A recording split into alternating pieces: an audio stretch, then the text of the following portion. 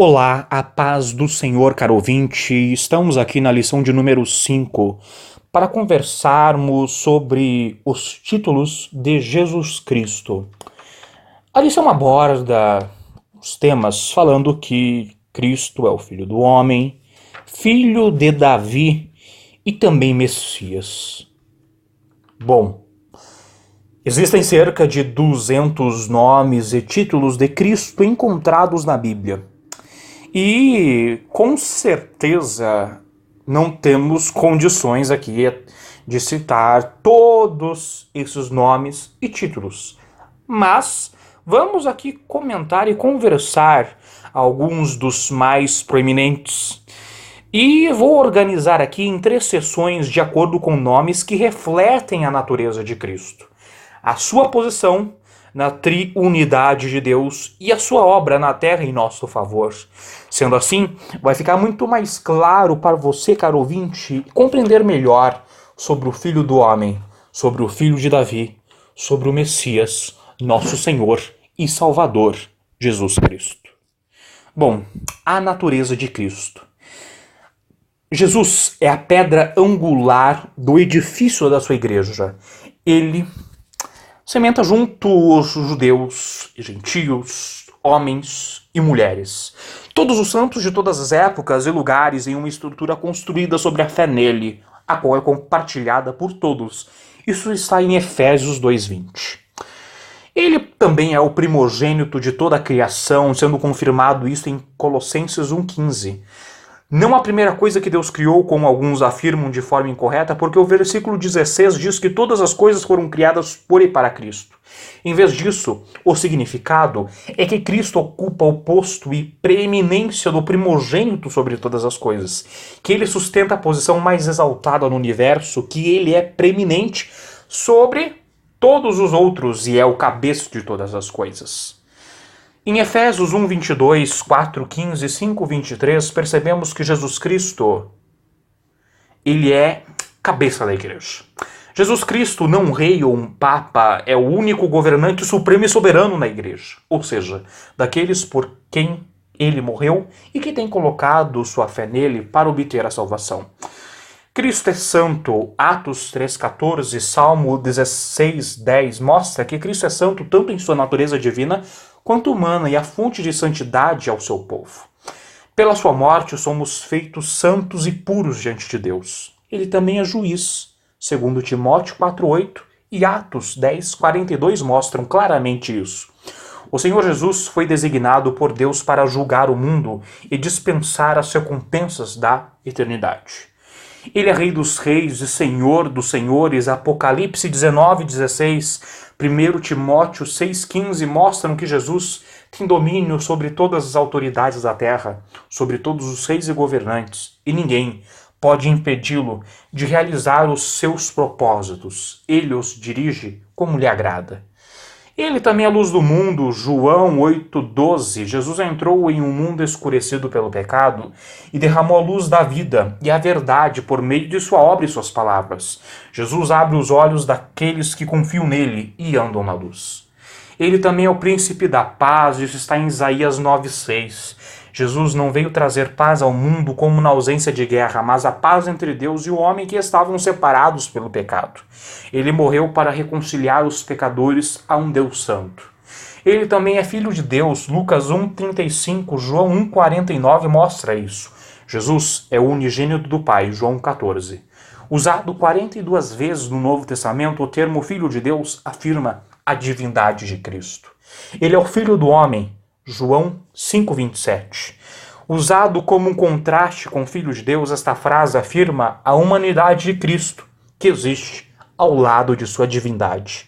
Ele é a palavra, o verbo, João 1:1, 1 João 5:7-8.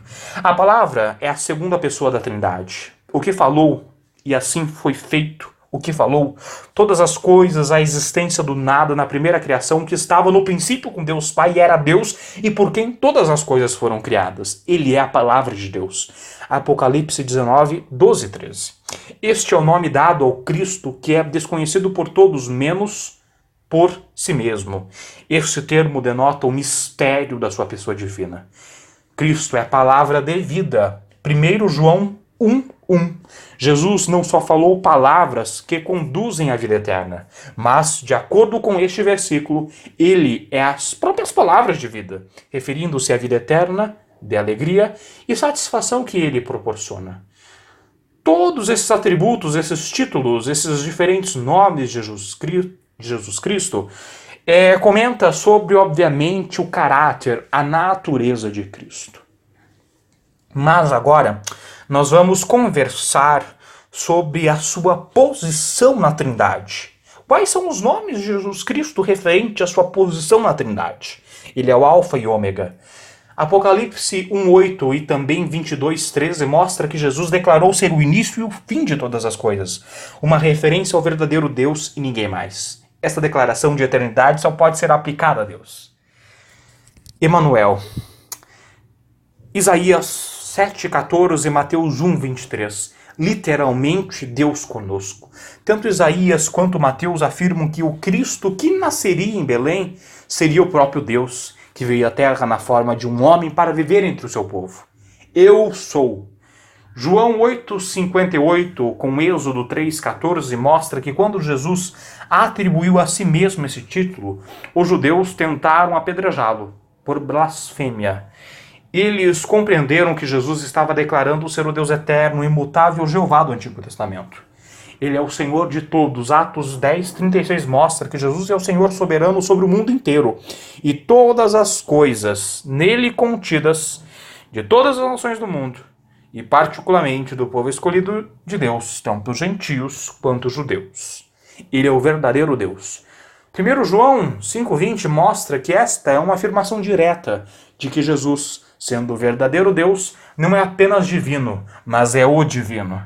Já que a Bíblia ensina que há somente um Deus, isto só pode estar descrevendo a sua natureza como parte do Deus triuno.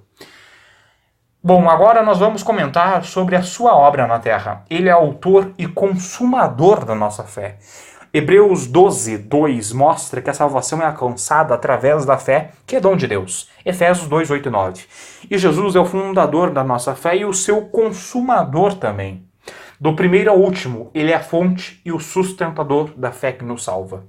Ele é o pão da vida. João 6:35, 6:48. Assim como o pão sustenta a vida no sentido físico, Jesus é o pão que dá e sustenta a vida eterna. Deus providenciou maná no deserto para alimentar o seu povo.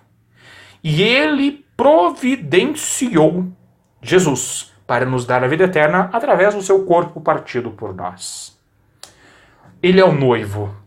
Mateus 9:15. O retrato de Cristo como noivo e a igreja como a sua noiva revela a relação especial que temos com ele. Estamos ligados uns aos outros em uma aliança de graça que não pode ser quebrada. Ele é redentor.